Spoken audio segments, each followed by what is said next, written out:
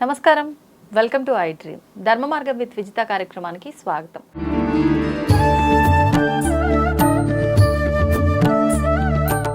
ప్రస్తుతం మనతో పాటు ఉన్నారు ప్రముఖ ఆధ్యాత్మికవేత్త డాక్టర్ శ్రీమతి కోనాల భాగ్యలక్ష్మి గారు. ఇప్పుడు అమ్మతో మాట్లాడి మరిన్ని విషయాలు తెలుసుకుందాం. అమ్మ నమస్తే. నమస్తే అమ్మా. అమ్మ, గురువు అంటుంటారు. అంటే అసలు ఎవరు నిజమైన గురువు? అంటే మనం చదువుకుంటాము, చదువుకున్న వయసులో మనకు పాఠం చెప్పిన వాళ్ళే మన గురువుగా భావిస్తాము. పుట్టిన తర్వాత తల్లే మనకు గురువు, తర్వాత పెరుగుతున్న కొద్దీ తండ్రి గురువు అనుకుంటాము. అసలు నిజమైన గురువు ఎవరు? ఇప్పుడు ప్రస్తుత రోజుల్లో చూసుకుంటే ఏదైనా మంత్రం మనకు ఎవరైనా ఉపదేశించారు అంటే వాళ్ళే గురువు అనుకుంటున్నాం. అంటే మన లైఫ్లో 4 నుంచి 5 వరకు గురువుగా భావించే వ్యక్తులు ఎవరో ఒకరు ఉంటున్నారు. అసలు ఎవరు నిజమైన గురువు అంటే ఏం చెప్పొచ్చు? అజ్ఞాన అంధకారం నుంచి బయటకు తీసుకొచ్చేవాడే గురువు. ఎందుకనంటే మనకి అజ్ఞానం, ఎలాంటి అజ్ఞానం ఉంటుంది? మనకి తల్లి గర్భంలో ఉండగా మనం ఎవరో మనకు తెలియదు, మన కర్మఫలం ఏమిటో మనకు తెలియదు. అంటే ఆది దైవిక, ఆధ్యాత్మిక, ఆది భౌతిక అన్ని సంఘటనల్ని మనం తీసుకొని మనం జన్మ ఎత్తి ఆ జన్మలో మనం చేసేటటువంటి సత్కర్మలు సదాచారాల ద్వారా రకరకాలైనటువంటి మంచి చెడు సమతుల్యం చేసుకుంటూ ముందుకు వెళ్ళడానికి మార్గాన్ని సూచించేవాడే గురువు.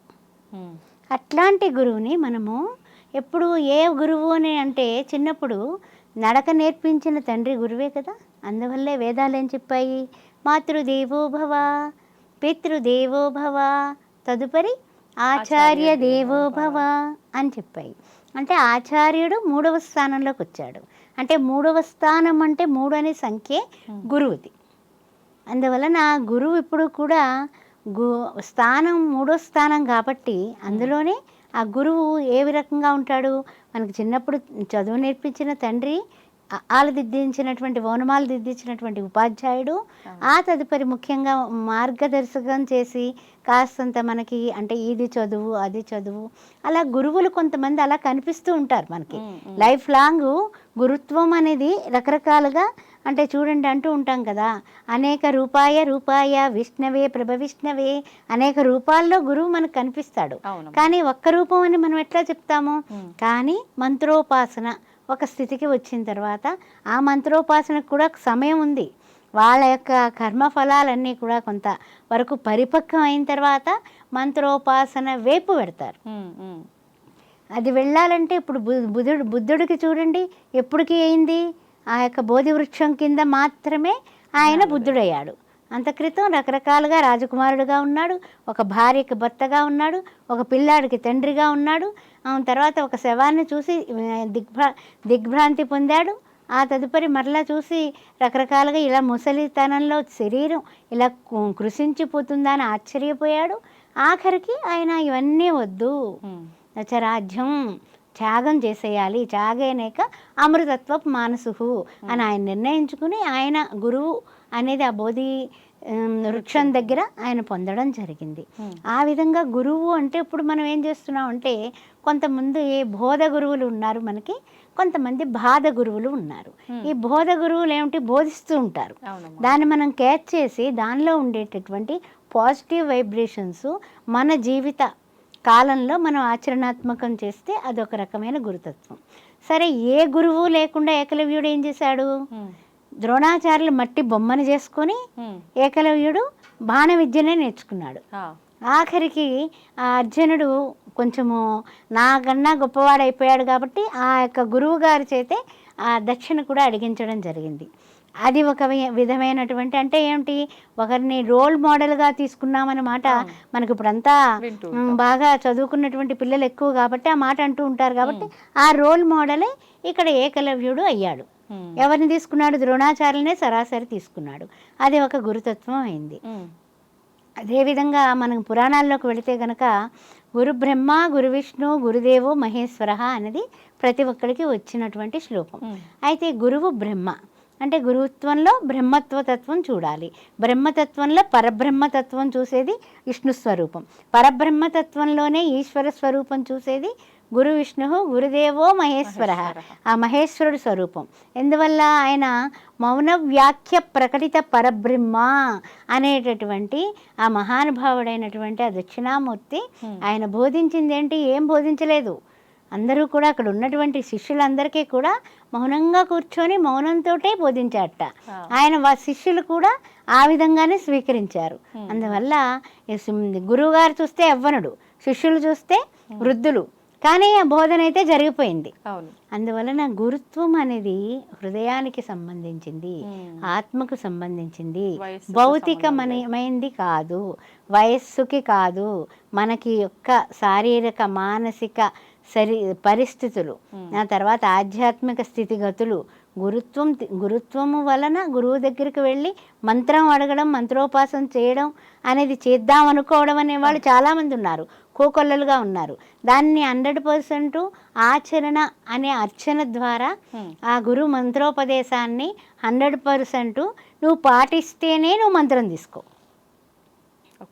మననాత్ త్రాయతే మంత్ర అంటారు. అంటే మననం చేసుకునేదే మంత్రము. నేను మంత్రం తీసుకున్నానండి, ఎప్పుడో గ్రహణం వచ్చినప్పుడు మాత్రమే కూర్చొని రామనామ తారక మంత్రం చేస్తానండి, ఆ తర్వాత మాత్రం దాన్ని నా పూసల దండని తీసుకెళ్ళి గురువు గారు చెప్పిన గూట్లో పెట్టేసేసి దండం పెడతానండి, గురువుగారి ఫోటోకి మాత్రం రోజు 2 పూలు పెడతాను అనుకుంటారు కొంతమంది అమాయకంగా. ఏంటంటే అది తప్పులేదు. వాళ్ళకి ఏంటంటే అవును గ్రహణ సమయంలో మంత్రం పోతుందట, మంత్రం ఉపాసన తీసుకున్నాను కదా, అయ్యో నాకేమైపోతుందో, గురువుగారికి ఏమైపోతుందో అనే ఆపద్బంధువులు లాగా ఫీల్ అయ్యి ఆ విధంగా చేసుకునేవాళ్ళు కొంతమంది ఉంటారు.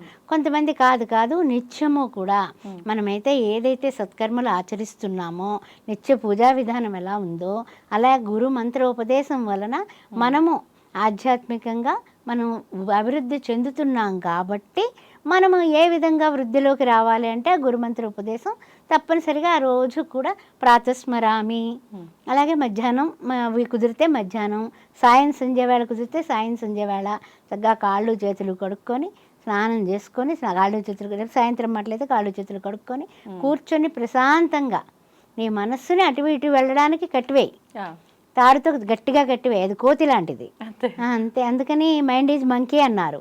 ఆ మంకీని నువ్వు ఎప్పుడైతే కట్టేశావో ఆ గురువు ఉపదేశించిన మంత్రాన్ని నువ్వు ఎప్పుడైతే నువ్వు పలుమారు అంటే ఎలా ఉండాలంటే మన నాలుక మీద ఆ మంత్రం నాట్యం ఆడుతూ ఉండాలి.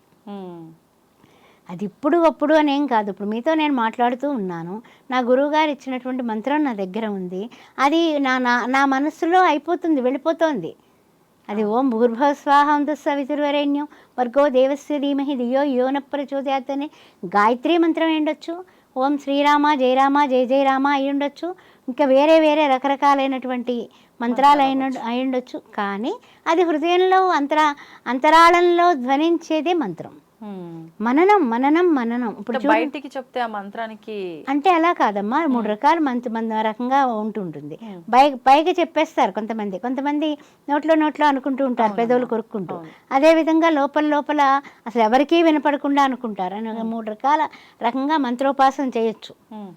జపంలో 3 రకాల భావాలు, ఈ 3 రకాల మంత్రోపాసనలో కూడా సేమే ఉన్నాయి. అయితే ఏంటంటే మనం ఎప్పుడైతే హృదయస్థం చేస్తామో, కంఠస్థం కాదు హృదయస్థం చేస్తామో ఆ మంత్రంలో మనం సక్సెస్ 100% ఉంటుంది. ఇప్పుడు మనకి సపోజు బస్సు వెళ్ళిపోతుంది, మనం బస్సు ఎక్కాలి. మంత్రోపాసన చేసిన వ్యక్తి మామూలు వ్యక్తి అక్కడే ఉన్నాడు, మంత్రోపాసన వీడేమో ఏదో బస్సు రాలేదని చుట్టుకుంటున్నాడు మామూలు వాడు. ఈయన ఏం చేస్తున్నాడు, గురువుగారు తండ్రి ఎట్లయినా సరే ఇవాళ ప్రయాణమై వెళ్ళాలి అంటే రైల్వే ట్రాక్ దగ్గర బస్సు ఆగి ఉంది. జరిగిన సంఘటన చెప్తున్నాను నేను, సొంతంగా జరిగినటువంటి విషయం ఇది. అయితే ఏంటంటే అవతల వైపుకి వెళితే పెద్ద స్పిరిచువల్ మీటింగ్ ఉంది, దానిలో పార్టిసిపేట్ చేస్తున్నాను, టైం అయిపోతుంది. ఒక మంత్రం కళ్ళు మూసుకొని నేను నాకు దగ్గర ఉన్నటువంటి ఉపాసనా మంత్రాన్ని నేను చేస్తున్నాను.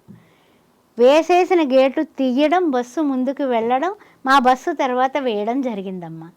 మంత్రానికి అంతటి ఉంది ఉపాసనకి. నిజంగా ఎవరు కూడా మిరాకిల్ అంటే ఎంత మిరాకిల్ సొంతంగా మనం చూసినటువంటిది నా లైఫ్లో జరిగింది. ఒక ట్రైన్ గోదావరి ఎక్స్ప్రెస్ ఎక్కి వెళ్ళాలి, రిజర్వేషన్ ఉందనుకుని ఎక్కితే ఆ రిజర్వేషన్ది క్యాన్సిల్ అయ్యి ఆర్సీలో కూడా లేదన్నారు. ఎట్లాగా ఏంటి అంటే కనుక నేను ఏదైతే కూర్చున్నానో 36వ నెంబర్ సీటు అదే సీటు రాసిచ్చాడు టీసీ. ఎక్కడ ఉంది అది? నేను చేసేటటువంటి గాయత్రి మాతలో ఉంది. అందువల్ల మననాత్ త్రాయితే మంత్ర, మంత్రశక్తి అనేది ఇవాళే కాదు ఎప్పటికీ ఉంది, అది ఎప్పటికీ పోదు కూడా. అందుకే అంటూ ఉంటారు కదా, మంత్రాలకి చింతకాయలు రాలుతాయా? చింతకాయలు రాలినా రాలకపోయినా మన సంకల్పాలు నెరవేరుతాయి. అందుకే మానవ జన్మే చాలా చాలా పవిత్రమైన జన్మ, మంచి జన్మ, అద్భుతమైన జన్మ. చక్కగా నవ్వగలుగుతున్నాము. మన నోటి ద్వారా మన మనసులో ఉన్నటువంటి భావాలన్నింటినీ కూడా ఎదుట వాళ్ళకి ఇన్ఫర్మేషన్ని మనం కన్ఫర్మ్గా మనం ట్రాన్స్ఫర్ చేస్తున్నాం. మరి అలాంటప్పుడు మరి మానవ జన్మలో ఉన్నటువంటి ఉత్తమోత్తమైనటువంటి ఈ మంత్రాలు మనం ఎందుకు ఉపయోగించుకోకూడదు? ఎక్కడికో పెడతాను, చండీ హోమం జరుగుతూ ఉంటుంది ప్రతి నెల 2 సార్లు నేను చేయించుకుంటూ ఉంటాను. అది అక్కడ కూర్చొని చక్కగా తీసుకుంటాను. ఒక్కొక్కసారి మాల పట్టుకెడతాను, ఒక్కోసారి మర్చిపోవచ్చు. కనుపులు లెక్క పెట్టేసుకుంటూ ఉంటాను అనమాట. హిరణ్యవర్ణాం హరిణిం సువర్ణరథసృజాం చంద్రాం హిరణ్మయీం లక్ష్మీం జాతవేదో మమావస్ అలా వెళ్ళిపోతూ ఉంటుంది అంతే. అది ఆగేటటువంటి విషయం కాదు. ఇలా ఇలా ఇలా ఇలా వెళ్ళిపోతూ ఉంటుంది. ఓకే ఓకే అమ్మాయి అనుకుంటాను, ఒకసారి మర్చిపోతాను. పర్వాలేదు, లెక్క పెట్టుకుపోయినా పర్వాలేదు, చేసుకుంటున్నానా లేదా అది కావాలి. అంతే అంతే. అలాగా మనకి తెలియకుండా కామిత ఫలాలే కాదండి, మనలో ఉండేటటువంటి అనారోగ్య పరిస్థితులు, కంప్లీట్ నాడీ మండల వ్యవస్థని 100% ఉన్నటువంటి కాలుష్యాలని తీసివేసి మళ్ళీ మనల్ని నిలబెట్టేస్తుంది మంత్రం. ఆ సంకల్పం మనకు ఉండాలి. అది చేసుకునేటటువంటి అర్హత ఏంటంటే ఏం లేదు, ఎదుటివాళ్ళు బాగుండాలి అనే పాజిటివ్ దృక్పథమే నీవు బాగుంటావు. ఎదుటివాళ్ళు ఆయురారోగ్యాలతో ఉండాలి అనేటటువంటి మన ఆలోచనే మనల్ని మంచిగా నిండుగా ఉంచుతుంది. ఇవన్నీ కూడా పెద్దవాళ్ళు చెప్పిన మాటలే. కానీ ఈరోజు కూడా మరల మనం నెమరు వేసుకుంటున్నాం. ఇందాక మననం చేసుకున్నాము, ఇప్పుడు నెమరు వేసుకుంటాము. గుర్రం గుగ్గిళ్ళు తినట మర్చిపోతుందట. ఆవు చక్కగా పచ్చగడ్డి తిని అది నెమరు వేసుకుని మనకి తీయనైనటువంటి పాలిస్తుంది.